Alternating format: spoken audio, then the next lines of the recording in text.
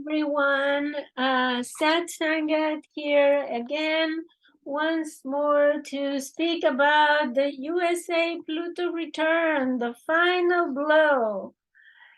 It is said in astrology that when a planet passes several times, right, 3 times over a natal planet, and it makes a transit over it. The third pass, when it goes direct and for the third time, is the final blow, or the is when we see the result of the transit, and when we see all the consequences or whatever it is that the results are. Well, we need to point out that Pluto return for the US will last some more time, because it will be within 3 degrees for a long time, for a couple of years more, 2023, 2024, until finally it moves to Aquarius and moves on away from the 3-degree orb. Some astrologers, mundane astrologers, take about 10 and 15 degrees orb. So we have, this is a long process. And since Pluto works underground, right? And it does this work of decomposition. And we know, for example, if we think of the oil, right, the oil that we convert and fuel, right, has been the result of millennia or millions of years, right? It's been a decomposition process that ended up being oil. But this process also, there is the progressed Pluto in Aquarius for the United States chart. So we can consider that this process is starting with the Pluto return exactly in 2022. However, it will be developing over time. And I would like to explore the chart for this event, the last event that will happen December 28th, right at the edge of the new year, right at the end of this year and the new year. If you like my videos and you consider this information important for you, I invite you to support me, to subscribe to my channel, give the thumbs up, and make comments and ask questions as well. So now I'm going to share the chart for the December the 28th, and I'm gonna make it full screen so you see really big here. And as you see here, the Pluto, I even put here the seconds, so you could not only the degrees, the minutes, and the seconds, but the natal planets are here, right? The natal planets, Pluto is at 3301 minutes. So I drew the chart for exactly 27 degrees 33 minutes and 1 second. Is at 8:33 on the 28th of December. So we see here the ascendant at 22 Capricorn. If you remember, 52 seconds, no, 52 minutes, I mean 22 degrees 52. This was the degree of the conjunction of Saturn and Pluto in 2020, January 2020.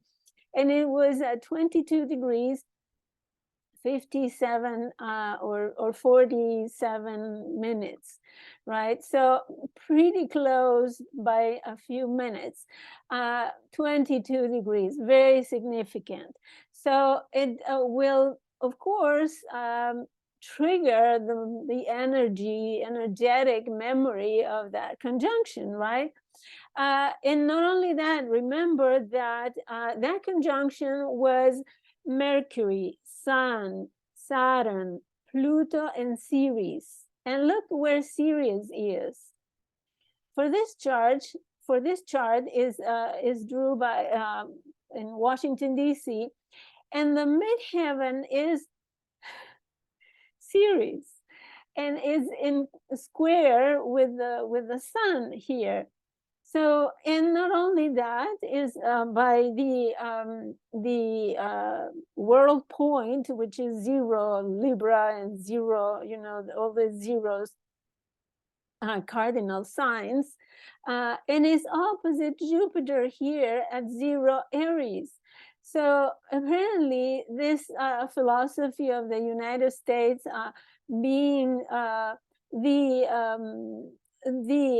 inspiration or the morality check for the whole world, yeah, you know, in this way of nurturing you know, other countries in the world is making an imbalance here, because an opposition is a stressful aspect, and it's an expansion, an overextension, trying to nurture, you know, outside the image, the public image in the world. So apparently that is not going to work very well this time around because of this opposition. And one of the important things here is this pack in Capricorn, right? This means that the second natal house of Capricorn came to be the first one, which means that the second house is the treasury, the values of the country, the financial solidity, etc., has come to an angle which makes it super important, with Venus on the ascendant. Moreover, right, this is all about money, financial, the budget of the administration of the United States, the treasury. Everything has to do with financial solidity of the country. And as it became prominent, you may imagine that this is the issue at hand. And lo and behold, I was listening to the news on the radio, and NPR and announced that the government, the administration, is now dealing with the budget for next year, right? And apparently it's not an easy deal. It's been challenging for already a few years, right? With deficits and a huge in unthinkable external debt. So well, it's not exclusive of the United States, but it is, let's say, more important because it is the United States, right? So as you see, this is prominent, and Mercury is also involved with Pluto. So Mercury is like venting, you know, the information and giving out everything that he discovered here beside Pluto, right? And here Mercury rules the 9th house, and it rules the 6th house. And talking about the 6th house, the 6th house is the army, the armed forces, and all the people that is of service to the country, you know, and such. And not only that, but as well as the 2nd came to be the 1st house, the 7th house came to be the 6th. And the 7th house is not only the allies, people who are allies to the country, but it's also the open enemies. So the open enemies came to the sixth house of conflicts, of imbalances, problems, arguments, and everything that is out of balance and needs to be fixed. And what is the way that the United States fixed things? Well, with war. That's the Pluto and Capricorn, and also Mars is also, the native Mars is also in Gemini. So we will see the double wheel in a moment, but before doing that, I would like to see, for you to see also that we have this Jupiter with Chiron, even though it's a 10-degree orb, but we have this Jupiter at the very bottom of the chart, expanding what it is, the opposition to the power of in the government in power, or the party in power, or the authorities in power. So and with Chiron, it's kind of an inappropriate expansion of this. We have also all the planets in the northern hemisphere down here, meaning that the United States is dealing with domestic issues almost exclusively. We have Venus, the ruler of the 10th house.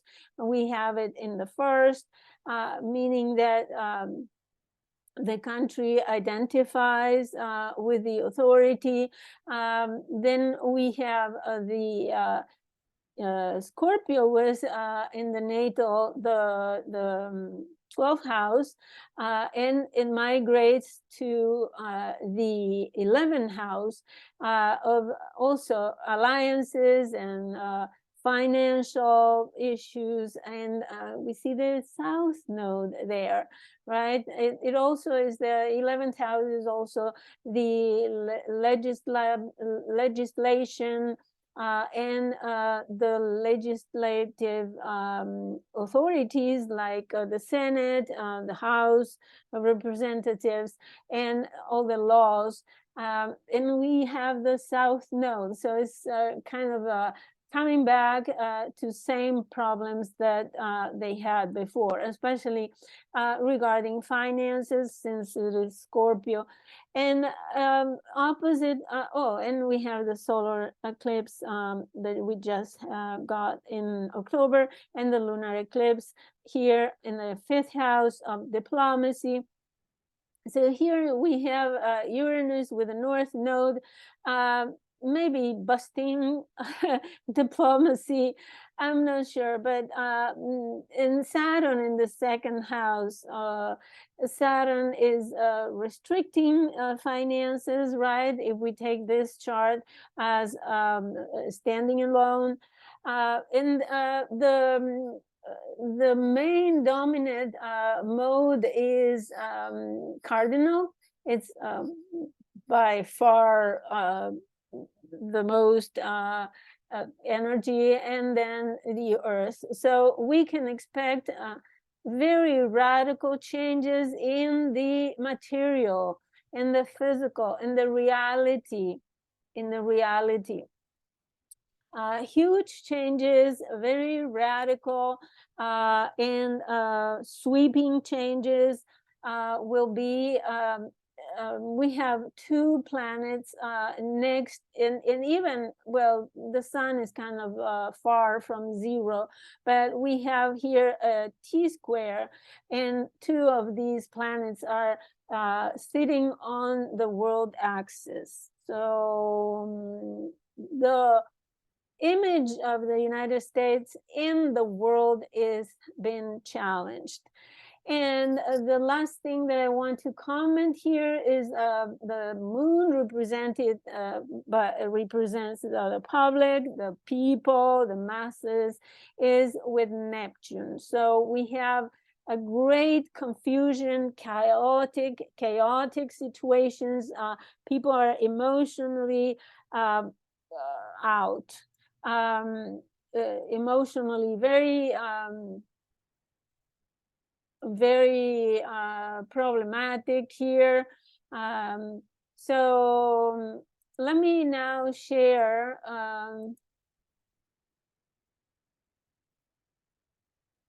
I will share now the chart, the double wheel.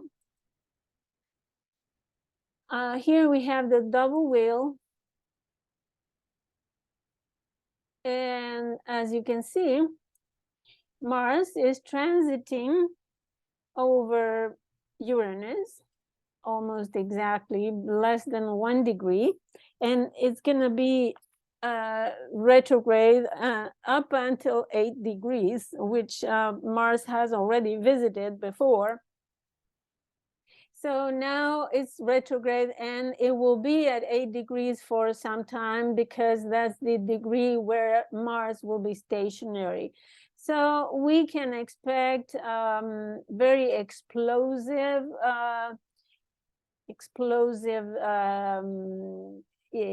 events regarding maybe open enemies, or maybe alliances with other countries.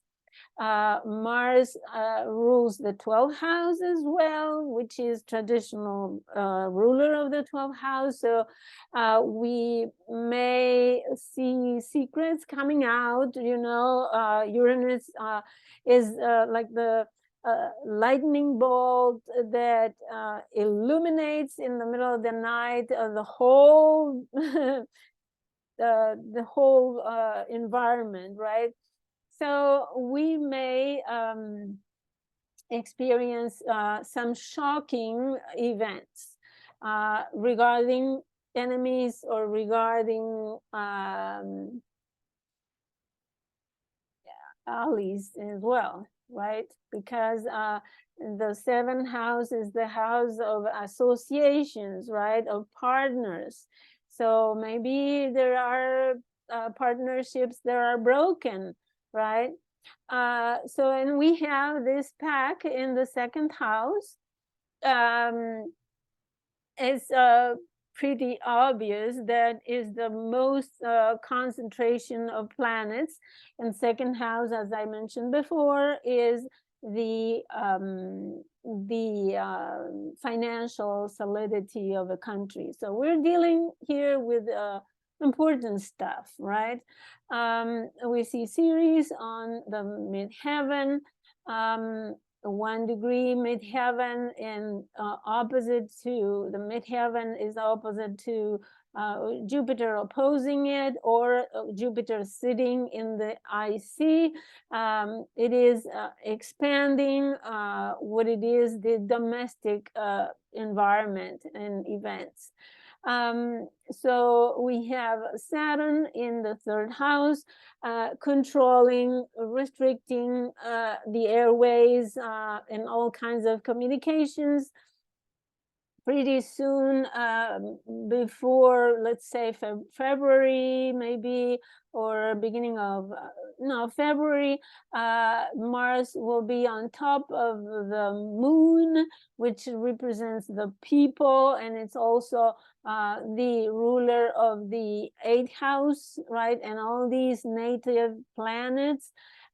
So you can expect a lot of crises and shocks, and Saturn is restricting, when it is together with the moon, is drying out the moon. The moon is wet, is all water, emotions, right? Even though in Aquarius it could be kind of detached, but Saturn will dry this moon, meaning that people may experience scarcity, very hard times. When Saturn transits the moon in a personal chart, is the most difficult time the life of a person. And that's called in Vedic astrology is called a Sati.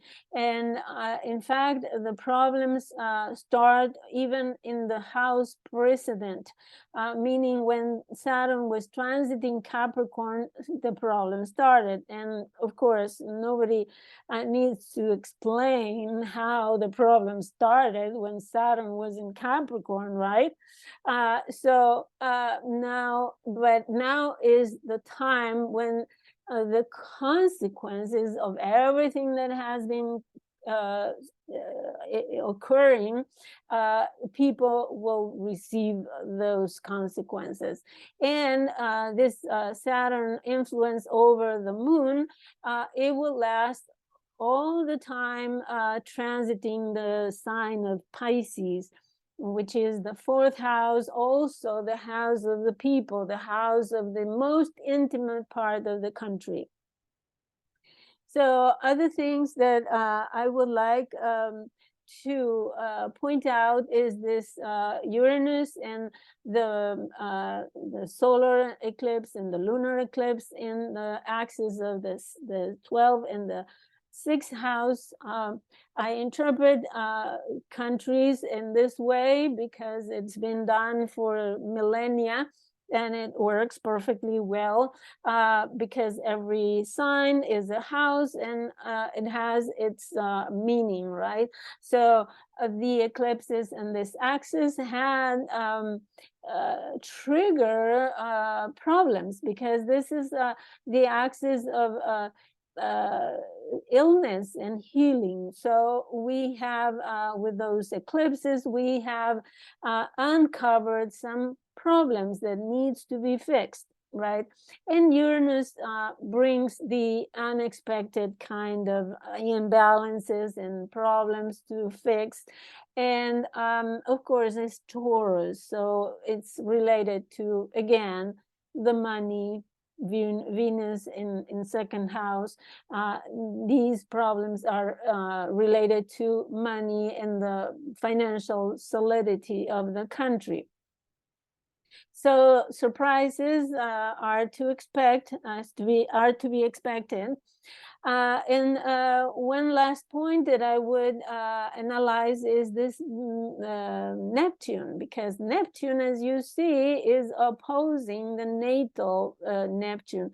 And not only that, but it's together with the moon in the house that is opposing the authority and power. So this is the people that are confused, disillusioned, and even that misunderstand things, that they don't have they're confused, they don't have the understanding clearly of what is going on. So the Neptune and the moon could be very spiritual, very intuitive, but in this case, it's mainly talking about the masses in the country, the people as a group, right, as a population in general. And we can see many people that oppose the authority and power are misconstructing their ideas regarding the authority and power. There could be confusions, even lies, and confusion in general, and being misled. Well, as you see, this chart does not show many great things. Everything here is opposing the most of the same planets, Venus, Mercury, and the Sun.